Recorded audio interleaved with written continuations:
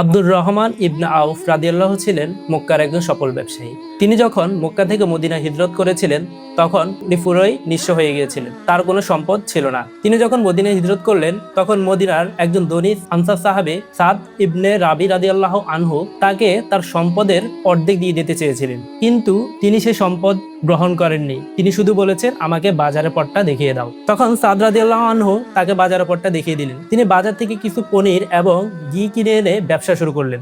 কিছুদিন পরে তিনি ওই ব্যবসায় সফলতা অর্জন করেছেন এবং একজন ধনী ব্যবসায়ী হয়েছেন এবং তার সম্পদের বেশিরভাগ অংশটুকু তিনি আল্লাহর পথে ব্যয় করেছেন। আব্দুর রহমান রাদিয়াল্লাহু জীবনী থেকে আমরা আত্মনির্ভরশীল হওয়ার শিক্ষাটা অর্জন করতে পারি। আমরা যদি নিজেরা কোনো কাজ করতে পারি, তার মধ্যে যে আত্মতৃপ্তি, তার মধ্যে যে সম্মান, সেটা অন্যের কিছু দিলে সেই সম্মানটুকু আমরা পেতে পারি না।